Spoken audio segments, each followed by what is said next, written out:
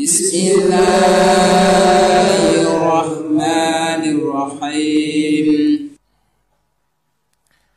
Assalamualaikum warahmatullahi wabarakatuh.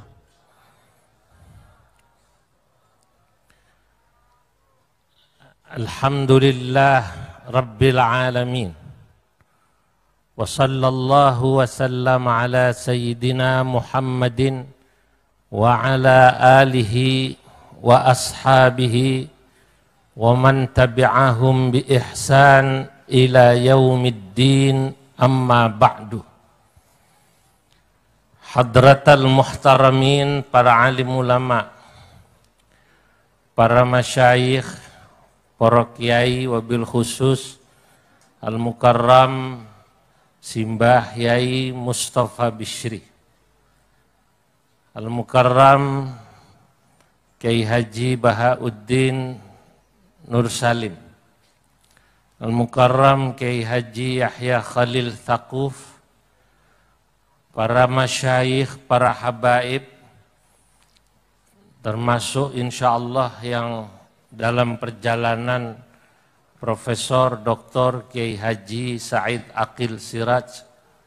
Insyaallah semoga yang hadir, yang rawuh, hol masyayikh leteh pada malam hari ini, semua kita diberkahi Allah Subhanahu wa Ta'ala. Malam hari ini saya ketempuhan ini, karena Yai Said terkena macet, maka saya sambil menunggu beliau diminta untuk berbicara yang sangat berat, karena ini berbicara baina al-jabalain, bicara di antara dua gunung. Ulama yang ilmunya seperti apa namanya? Gunung. Wabainal asadain, bicara di antara dua macan. Kiai Said itu macan, Gus Bahak niku macan. Bicaranya dileteh. Leteh ini dulu Mbah Khalil Harun dikenal dengan Sibawai Hijawah.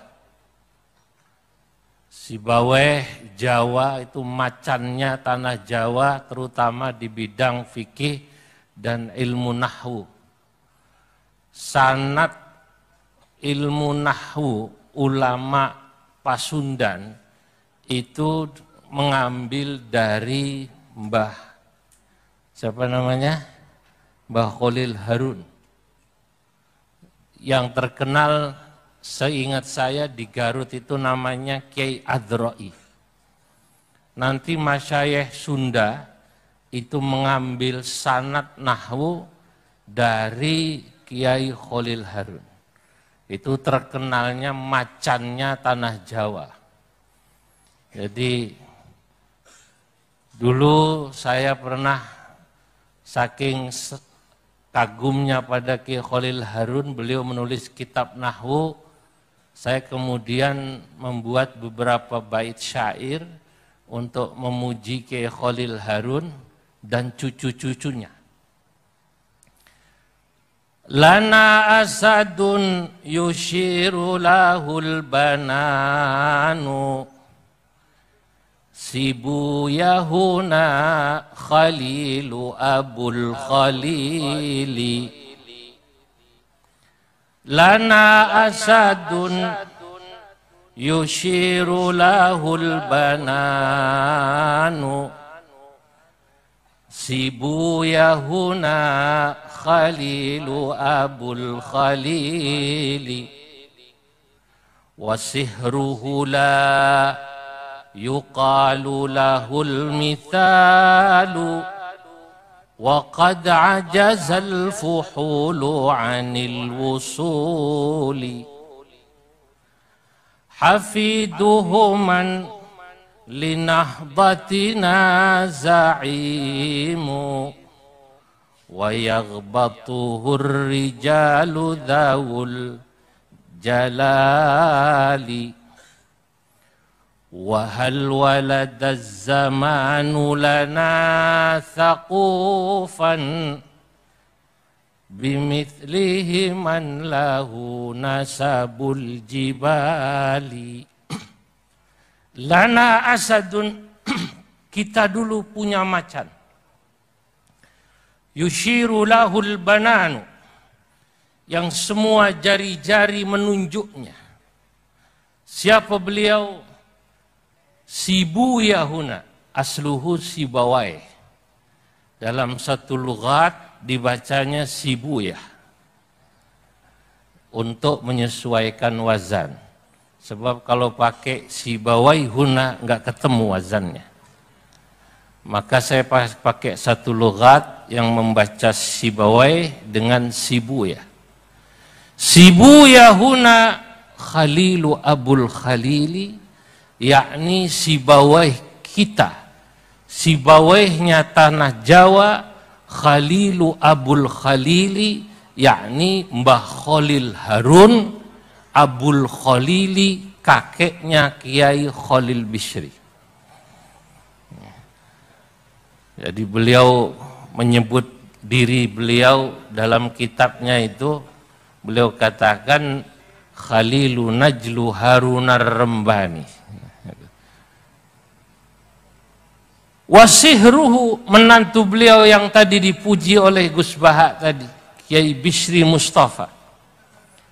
La yuqalu lahul mithalu, sulit mungkin kita akan menemukan ulama yang seperti beliau di tanah Jawa ini, yang sangat produktif, kiai yang sangat produktif, mengarang kitab banyak, tapi juga mubaligh yang sangat terkenal, tapi juga pengasuh pesantren yang sangat istiqomah. Saya menikmati guyonan-guyonan Gus Bahak menggunakan bahasa Jawa, karena saya tidak bisa bahasa Jawa lancar. Saya takut salah kalau menggunakan bahasa Jawa, karena beberapa waktu lalu saya mencoba bahasa Jawa, rupanya penempatannya salah. Ketika saya haji kemarin bareng Mbah Kiai Anwar Iskandar, beliau makan itu sedang nikmat, menambah, saya bilang, Mbah, pripun maeme sekeco gitu. Kata Gus Atoknya, putranya Ki Anwar Mansur Lirboyo, Yai, kalau makanan bukan sekeco tapi eco. Leres ngaten nggih? Waduh, saya salah, makanya saya takut salah menggunakan bahasa Jawa, saya menggunakan bahasa Indonesia saja. Jadi luar biasa Mbah Bishri ini. Wa qad ajazal fuhulu anil wusuli. Mungkin kita mencari orang-orang besar al-fuhul untuk seperti Mbah Bishri sulit. Ayah saya ketika saya masih kecil itu pernah mengatakan begini. Kalau pakai bahasa Jawa kasar, saya mungkin menggunakan bahasa Jawa kasar. Saya lahir Jakarta, besar di Jakarta, hanya pernah ngaji di Hajen 6 tahun, sesudah itu saya pulang, jadi saya tidak begitu pandai berbahasa Jawa. Zul, ora ono kiai kaya Mbah Bishri. Kiai produktif, mubaligh yang sangat terkenal di mana-mana, tapi istiqomah mulang ngaji. Nah, saya ini jujur harus banyak sedih. Kalau tadi Gus Bahak bilang, aku jarang melu rapat nang PBNU karena nek aku melu rapat engko sapa sing mulang ngaji. Nah, niki saya itu kena sekali itu sindirannya Gus Bahak. Sebelum saya diminta jadi waketum oleh Gus Yahya ini, majelis saya seminggu itu rata-rata saya keliling ngaji rutin itu antara 30 majelis sampai 35 majelis rutinan saya. Nah sekarang kelilingnya ya seperti ini. Jadi majelis ngaji rutin sekarang kemampuan ngaji kitab saya pastinya berkurang jauh dibanding Gus Baha yang rutinan terus. Jadi nek Gus Baha tambah alim, pengurus PBNU rada kurang pinter yo maklum kata. Rada maklum karena ngajine pun rada kurang baca kitabnya. Mbak Bisri bisa istiqomah. Makanya banyak orang yang kemudian ajazal fuhulu anil wusuli. Banyak orang yang iri atau tidak bisa seperti Mbah Bisri. Nah, itu baru Mbah Bisrinya. Belum nanti cucunya, buyutnya Mbah Khalil Harun. Saya katakan hafiduhu man linahdatina za'imu.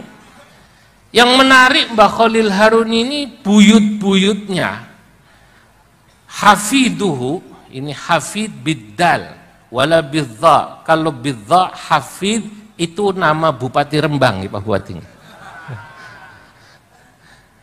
Ini hafiduhu biddal. Buyut-buyutnya Mbah Khalil Harun man linahdatina za'imu, orang yang di Nahdlatul Ulama rata-rata jadi pemimpin, keturunannya Mbah Khalil Harun. Bonlah jenengan tingali pirsani. Masya Allah, dari zaman Allah yarham Mbah Bisri Mustafa, dari zaman Mbah Khalil Bisri, sekarang Mustasyar PBNU, beliau K. Mustafa Bisri, pernah menjadi Wakil Rais Am, menjadi PJS Rais Am, sekarang Mustasyar, belum lagi buyutnya Gus Yahya Ketua Umum, kemudian juga adiknya Ketua Ansor. Ini jarang, ini jarang. Saya itu berpikir ini rahasianya apa Mbah Khalil Harun itu. Lah oleh karenanya, karena Mbah Khalil Harun punya buyut semacam ini, termasuk Khatib Am ini kan cucunya beliau, Kiai Said Asrori. Saya katakan makanya hafiduhu man linahdatina za'imu wa yaghbatuhur rijalu dzawul jalali. Akhirnya banyak orang-orang besar yang ghibtah. Ghibtah niku sanes beda dengan hasud. Kalau hasud itu iri dalam konotasi negatif, tapi kalau ghibtah iri dalam konotasi positif. Masya Allah, Masya Allah. Wahal waladaz zamanu lana thaqufan. Apakah zaman akan melahirkan lagi thaqufan, seorang cendekiawan. Thaquf itu artinya cendekiawan. Ini terserah mau Anda artikan thaquf ini domirnya atau maksudnya adalah Mbah Khalil atau cucu-cucunya, boleh juga. Atau thaquf yang dimaksud Kiai Yahya Khalil thaquf. Wahal waladaz zamanu lana thaqufan bimithlihi man lahu nasabul jibali. Apakah zaman akan melahirkan cendekiawan seperti beliau? Bimithlihi man lahu nasabul jibali, yang memiliki nasab seperti gunung. Nah, oleh karenanya menurut saya orang seperti Kiai Khalil Harun, Mbah Bisri Mustafa, Mbah Kiai Khalil Bisri, ini menurut saya yang sudah wafat sudah sangat layak kemudian ditulis tarjamahnya, sejarah hidupnya termasuk mu'allafatnya, karangan-karangannya, pemikiran-pemikirannya, tinggalan-tinggalannya, turasnya, agar apa? Agar ajarannya kita bisa ikuti, agar semangat ngajinya kita bisa ikuti. Nah, persis seperti Gus Baha tadi itu. Saya masih ingat Gus Baha pernah bertanya pada saya saat ketemu pada saat khol Mbah Hamid Pasuruan. Saya memberitahu, saya menulis tentang Mbah Buyut kami di Banten, kakak dari kakek kami Syekh Nawawi Al-Bantani. Syekh Nawawi niku Muhammad Nawawi bin Umar. Niku putra pertamanya Syekh Umar Al-Bantani. Buyut saya namanya dan juga buyutnya Ki Ma'ruf Amin, karena Pak Ki Ma'ruf itu kakaknya ibu saya, jadi saya sama nasabnya ke sana. Saya punya kakek namanya Abdullah bin Umar. Abdullah bin Umar niku adiknya Syekh Nawawi. Abdullah bin Umar ini ngaji sama Syekh Nawawi di Mekah 16 tahun. Yang bilang justru Senok Hogronya bertemu dengan buyut kami di Mekah saat Senok Hogronya itu ngaji ketemu Syekh Nawawi di sana. Walaupun menurut para sejarawan Senok Hogronya tadhahara bil Islam wa ghayyara ismahu bi Abdul Ghaffar. Itu yang namanya Senok Hogronya etok-etok pura-pura masuk Islam dan kemudian wa ghayyara ismahu bi Abdul Ghaffar, dia merubah namanya dengan nama Abdul Ghaffar. Nah, yang menarik Senok Hogronya selain bertemu Syekh Nawawi bertemu Mbah Buyut saya di Mekah. Karena Senok menulis satu kitab antropologi yang luar biasa, menjadi rujukan para sejarawan, karena belum pernah ada seorang antropolog menggambarkan betapa detilnya Mekah pada zaman itu. Nama kitabnya Safahat min Tarikh Makkah. Niku yang namanya Senok bisa menggambarkan bagaimana orang Jawa atau koloni Jawa di Mekah itu paling banyak yang ngaji di Masjidil Haram. Kalau di Mekah itu dulu ada 5.000 santri, maka orang Jawa itu kurang lebih 2.500 santri yang ada di sana.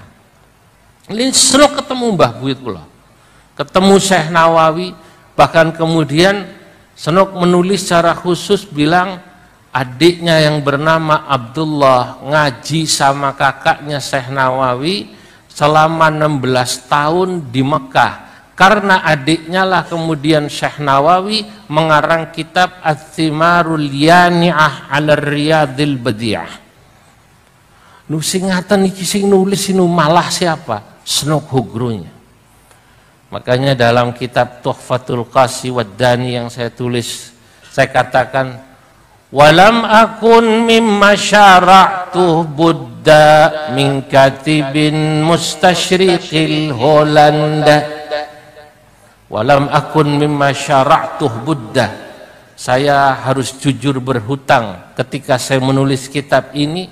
Dari siapa? Min katibin au min bahithin mustashriqil Holanda, dari seorang orientalis Belanda yang bernama Christian Senok Hogronya.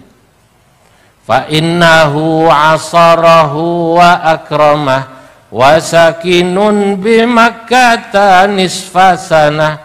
Karena Senok Hogronya pernah muasarah sezaman ngaji sama Syekh Nawawi setengah tahun. Lah, ditulis ini. Lah, kenapa kita perlu menulis? Gus Bahak bertanya pada saya, kenapa saya menulis tentang Syekh Nawawi? Ya saya bilang iki mbahku Gus, jadi tak tulis. Aku gak bakalan nulis mbah sampean. Mbah sampean tulis sendiri kan gitu ya. Ini mbah. Kenapa harus saya tulis?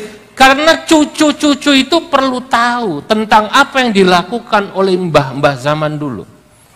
Ajaran kebesaran itu tidak cukup hanya sekedar diceritakan, tapi juga kemudian dipahami seperti apa. Saya ingat ucapan Imam Asy-Syafi'i ketika beliau mengomentari gurunya yang bernama Imam Al-Laits yang tinggal di Mesir. Imam Asy-Syafi'i mengatakan Al-Laitsu afqahu min Malik ghaira anna talamidahu lam yaqumu bihi. Imam Laits itu sesungguhnya lebih alim daripada Imam Malik menurut saya, yang bilang Imam Syafi'i. Imam Syafi'i orang alim.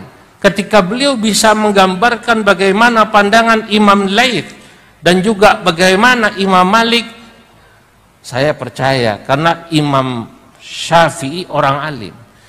Tapi sayang, kata Imam Syafi'i, ghaira anna talamidahu lam yaqumu bihi, sayangnya murid-muridnya Imam Laits tidak menulis dan tidak mengajarkan ajarannya Imam Laits, sehingga kemudian tidak ada dikenal dalam sejarah fikih Islam madhab Laits dan Ashabul Laits tidak ada.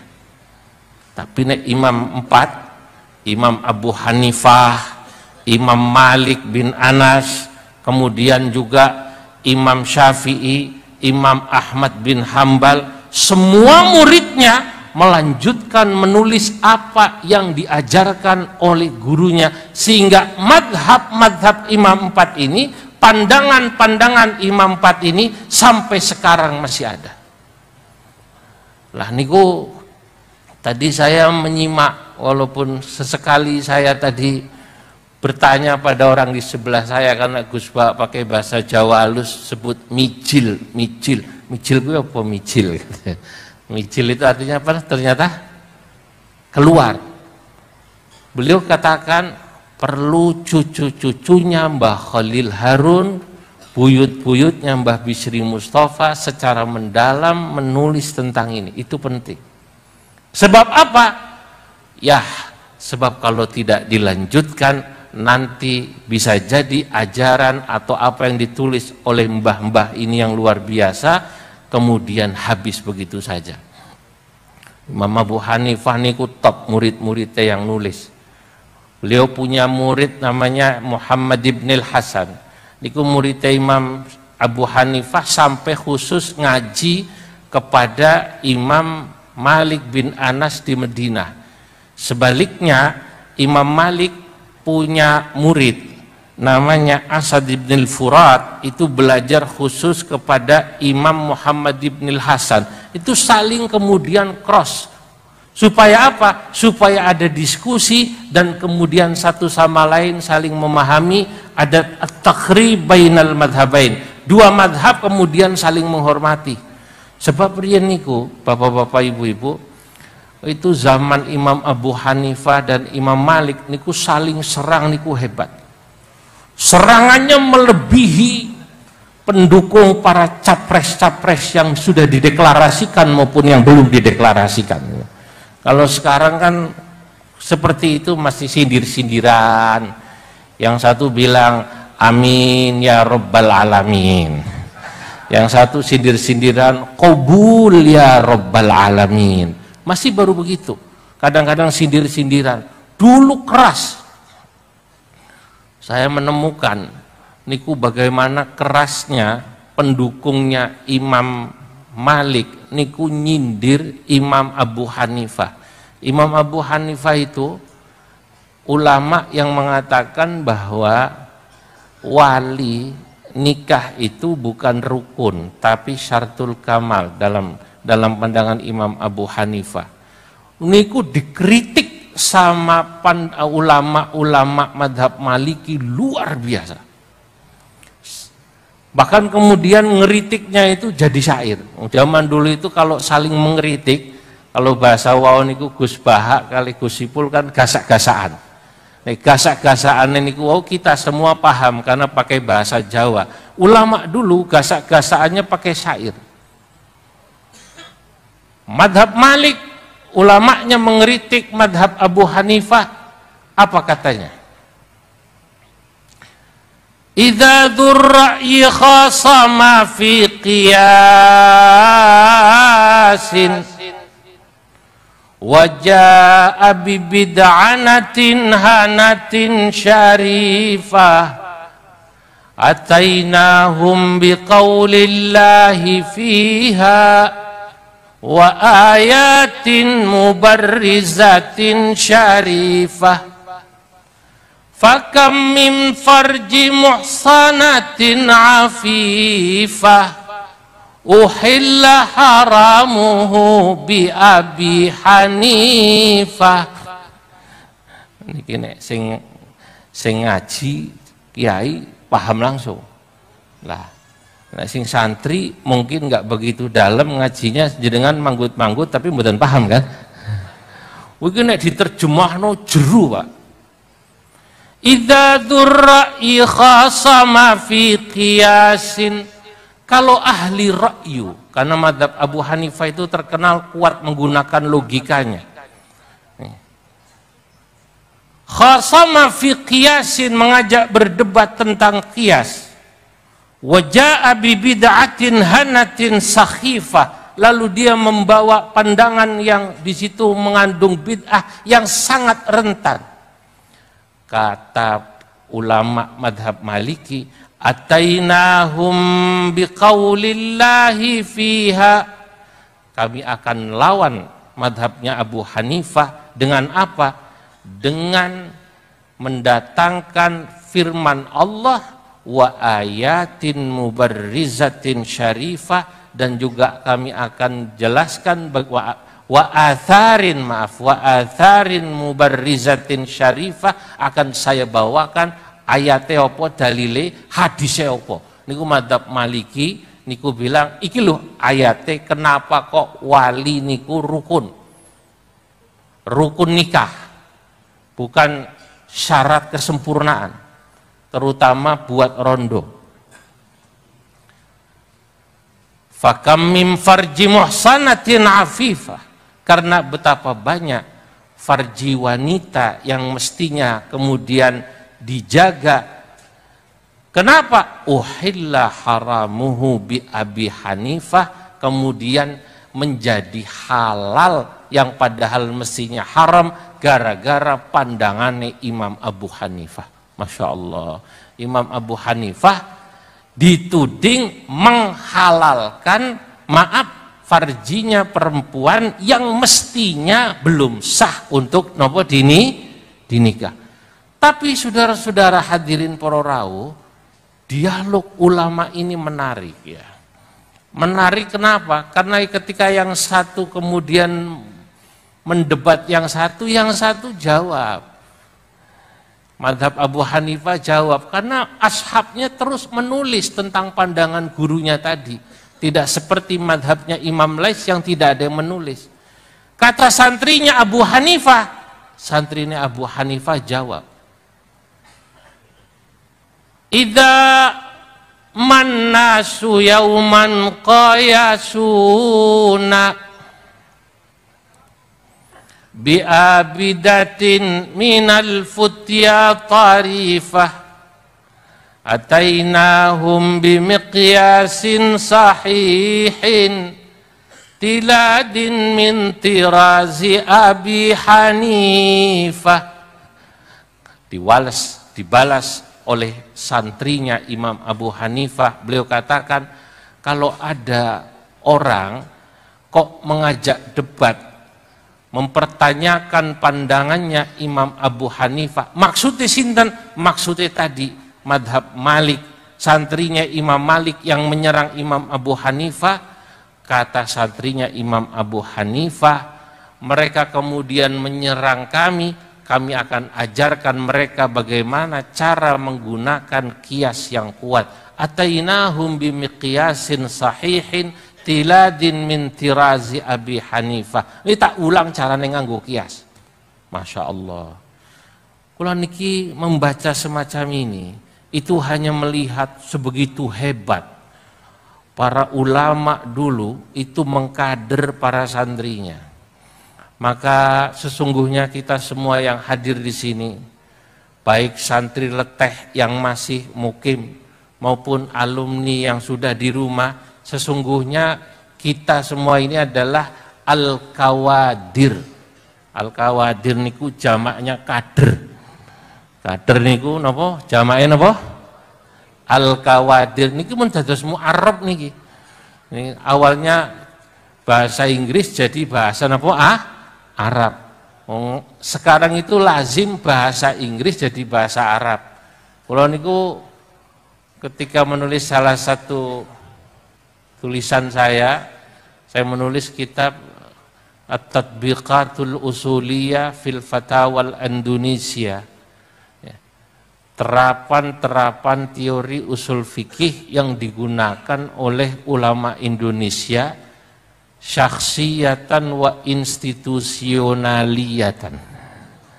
Baik ketika ulama Indonesia berfatwa secara pribadi, kados Mbah Sahal itu berfatwa tentang KB, maupun wa institusionaliyatan, maupun ketika berfatwa menggunakan institusi, baik pada saat beliau jadi Rais AM PBNU, bagaimana NU berfatwa, bagaimana MUI berfatwa. Kalau katakan di situ Fil bidayah aslu hadzal kitab maddah idhafiyah lit-ta'limir rutini.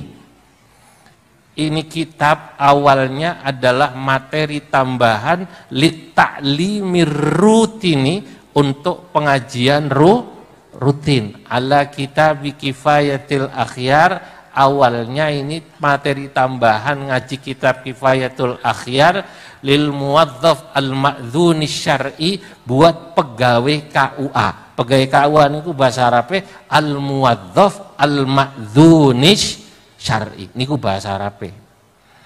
Nambuh pegawai KUA sing nang kene janjane paham apa enggak bahasa Arab niku al-muwadzaf al-ma'dzuni syar'i. Lah, kita yang hadir ini kawadir, kader-kadernya Mbah Khalil Harun, kader-kadernya Mbah Bisri Mustafa, kader-kadernya Kiai Khalil Bisri melanjutkan pemikiran beliau, ajaran beliau agar tidak habis seperti habisnya ajarannya Imam Laits, karena Imam Laits tidak punya santri yang melanjutkan. Itu kata sinten? Imam Syafi'i, al-Laitsu afqahu min Malik ghaira anna talamidahu lam yaqumu bihi. Ala kulli hal, para rawuh, para hadirin, saya percaya betul, apalagi orang-orang alim di Jawa, kula niki yang hanya ngaji tidak lama ya, kadang kula nggih iri kalih Gus Baha niku. Kula nderek musyawarah wusta ten Sarang, utusan Khajen. Saya umurnya waktu itu masih 17 tahun. Gus Baha niku roise niku. Saya lihat beliau yang mimpin. Memang Gus Baha dari dulu begitu, saya sudah tahu. Jadi moderator dari Lirboyo mengeluarkan ibarat, anu Gus, saya mau bicara. Dalile dari kitab Kanzur Raghibin baru dibaca sebentar oleh Gus Baha langsung dipenggak. Wes harus sama terus no, aku sapal ujungnya sapal. Jadi saya ngelihat Gus Baha gini itu saya nggak heran, itu dari zaman dulu udah begitu. Wes sapal tak waco ya. Tapi saya iri seperti beliau-beliau ini, masya Allah ngajinya lama nih. Iri kula. Status tiang alim yang luar biasa, ngaji kali Mbah Mun lama, karena memang jadi orang alim itu harus mulazamah yang lama, ngajinya lama. Imam Asy-Syatibi ini kuau yang disebut oleh Gus Baha dalam kitabnya Al-Muwafaqat mengatakan, ya salah kata beliau, ya ilmu itu ya syaratnya pertama harus lewat guru. Ya. Kata Imam Syatibi dalam Al-Muwafaqat, kanal ilmu fi sudurir rijal. Ilmu itu dulu adanya di hati para ulama, ar-rijal. Karena pada masa awal orang ngaji itu semua diimla, nggak ada yang kemudian pakai kitab. Semua mengandalkan dobit apalan. Nah, saat ini kan gara-gara orang terbiasa, gampang lihat Mbah Google kan begitu kan? Lihat apa Mbah Google, harus gampang kowe ora ndongakno serius-serius ngajine kiai ini gampang kok, tinggal muter di mana? YouTube. Kalau zaman dulu tidak ada kemudian diulang lagi. Kata Imam Asy-Syatibi, kanal ilmu fi sudurir rijal. Ilmu dulu adanya di hati para ulama. Murid mendengarkan serius. Tsumman taqala ilal kutub, kemudian baru tradisi ilmu, kata Imam Asy-Syatibi, bergeser kepada kitab. Mulailah kertas ditemukan, ditulis. Tsumman taqala ilal kutub wal anbal intaqala ilal YouTube. Saiki malah ilmu wis geser ning di YouTube, wis gak delok kitab meneh, langsung nonton YouTube. Tapi kata Imam Asy-Syatibi, wa mafatihuha bi aidir rijal. Tapi kuncinya ilmu, kata Imam Asy-Syatibi, ada di tangan para ulama. Mau tidak mau kita harus mulazamah sama ulama, begitu kata Imam Syatibi. Makanya beruntung pun panjenengan di Jawa ini. Ya, saya orang Jakarta, jadi saya bisa tahu rata-rata orang Jakarta itu ngajinya beda dengan orang Jawa. Orang Jawa itu kalau ngaji rata-rata tahqiq. Ya di Jakarta ada kiai yang juga ngajinya tahqiq, tapi memang ngaji di Jakarta tidak sama seperti di Jawa. Di Jawa semua ngaji di pondok, nggih. Pondoknya orang Jakarta itu majelis taklim. Dulu di Jakarta ada kiai sangat terkenal namanya Kiai Syafi'i Hadzami. Alim yang Jakarta. Ini nulis kitab namanya Taudhihul Adillah 8 jilid. Niku mboten nate mondok. Nggih pun ngaos keliling kare kiai-kiai Betawi di Jakarta. Ya, dan tidak diartikan utawi iki-iku. Ya, misalnya al-kalamu huwal lafdzul murakkabul mufidu. Itu diartikannya pakai bahasa Indonesia saja. Al-kalamu bermula kalam, huwal lafdzul murakkabul mufidu. Tapi mereka kemudian belajar nahwu shorof ya begitu saja, pakai menggunakan dobit. Tapi karena ngaji niku dangu, lama mulazamah jadi orang alim. Nah, maka beruntung ya di Jawa yang tradisi ngaji kitabnya masih ada ulama-ulama kayak Mbah Yai Musniki istiqomah temeriki, Gus Baha yang masih istiqomah. Saya berharap memang kiai-kiai istiqomah seperti beliau ya biarlah tetap istiqomah supaya nanti Jawa terutama yang sangat terkenal kata Senok Hugro pada masa itu di Mekah sebagai satu daerah yang koloninya niku alim-alim. Niku sampai tiang-tiang luar Jawa rien. Jawa ini sebutan buat Nusantara. Niku tenarap niku iri kali tiang Jawi. Kalau ada orang Jawa datang ke sana, niku orang sekitar, maaf Afrika sekitarnya niku ngece. Ngece niku apa? Menghina orang Jawa. Kalau sekarang kan orang Indonesia pergi haji, umroh, nek nawar barang, ngenyang, langsung digasai ini tiang Bangladesh yang jualan. Indonesia bakhil, gitu nggih. Betul apa tidak? Indonesia apa? Bakhil, pelit. Zaman dulu kata Senok Hogronya, niku pada 100 tahun lalu, persisnya tahun 1887 ketika Senok melakukan penelitian selama 6 bulan yang dia bisa menggambarkan detil bagaimana kondisi Mekah pada saat itu. Sampai saya ingat kalimatnya kata Senok, innan nadhira fi syawari'i Makkah yajidu alwanan mukhtalifah, al-bayad min abna'il atrak, as-sawad min abna'il habasyah. Wong nek sing delok ning Mekah zaman semono kata Senok pasti bisa melihat bahwa di Mekah itu pada saat itu yajidu alwanan mukhtalifah, mereka bisa menemukan bahwa manusia di Mekah niku sudah bermacam-macam asalnya. As-sawa maaf al-bayad min abna'il atraq. Yang kulitnya putih keturunan apa? Turki. As-sawad min abna'il habasyah, sing ireng keturunan Habasyah. Itu digambarkan oleh Senok. Lah satu yang saya kagum kejujuran Senok yang ini jujur. Kata Senok, wong Jawa dhisik sukses ning Mekah, liyane Jawa iri karo Jawa. Liyane Jawa iri. Kenapa? Orang Jawa melahirkan ulama besar seperti Syekhana Khalil Bangkalan. Jawa melahirkan ulama besar seperti guru kita Mbah Khalil Harun Kasingan. Jawa melahirkan Syekhana Syekh Mahfud Termas Pacitan. Jawa melahirkan kalau di barat itu namanya Syekh Nawawi Al-Bantani. Jawa melahirkan siapa? Mbah Hashim Asy'ari.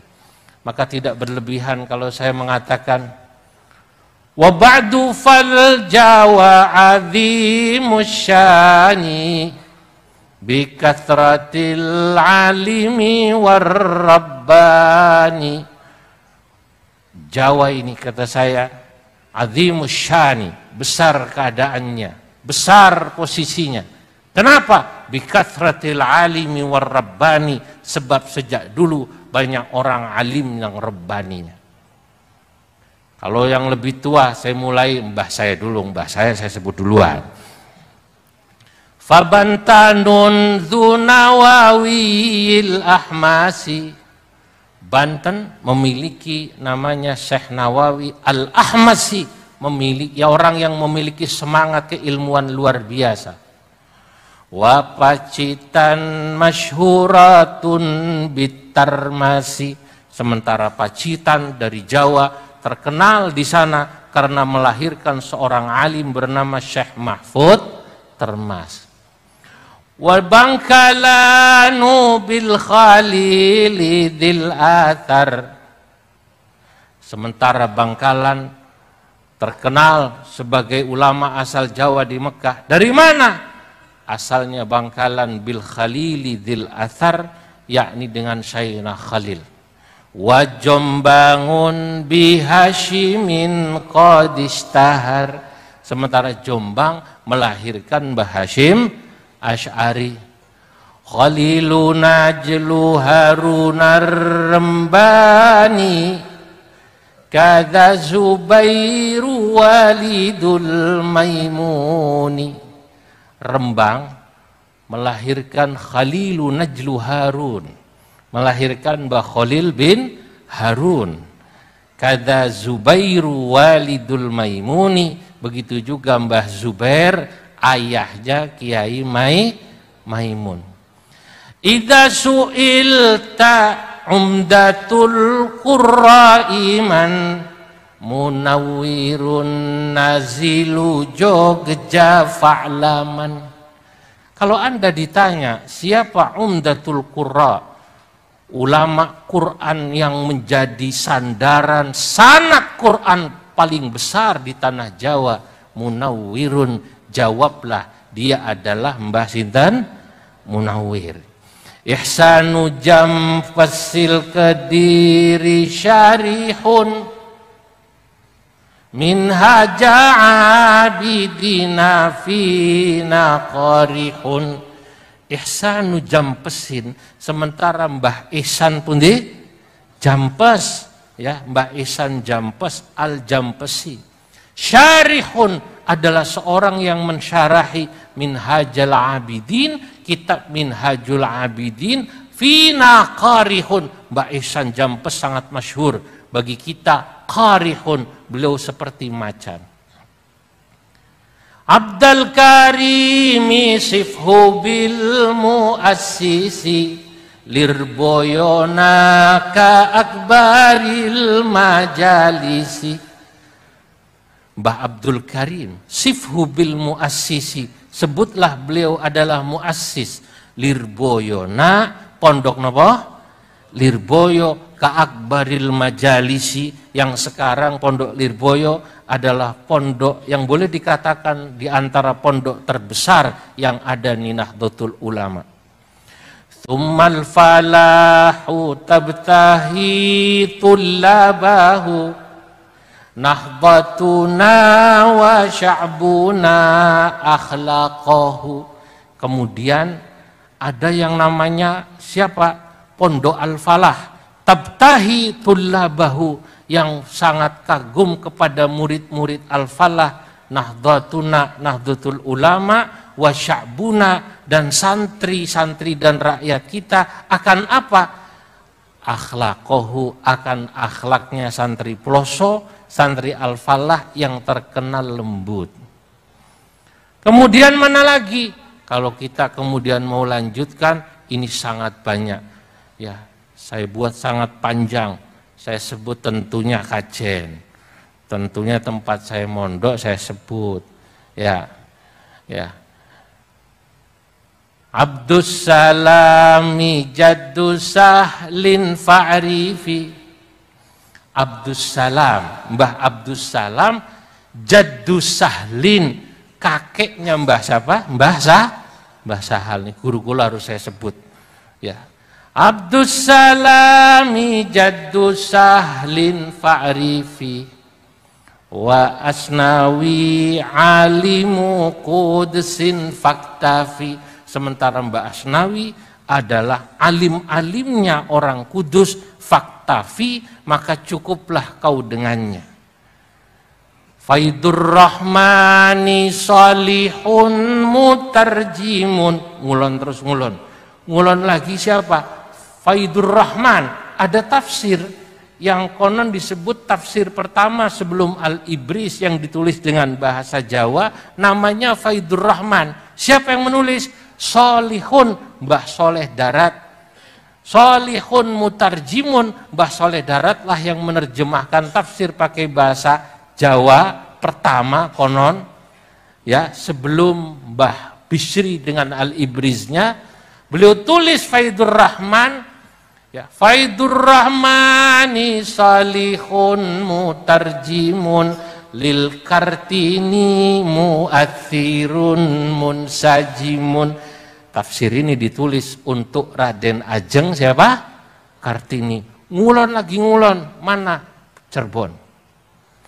Muqayyimun syirbunu ma'rufun bihi. Buntat babakan faminal munabbihi.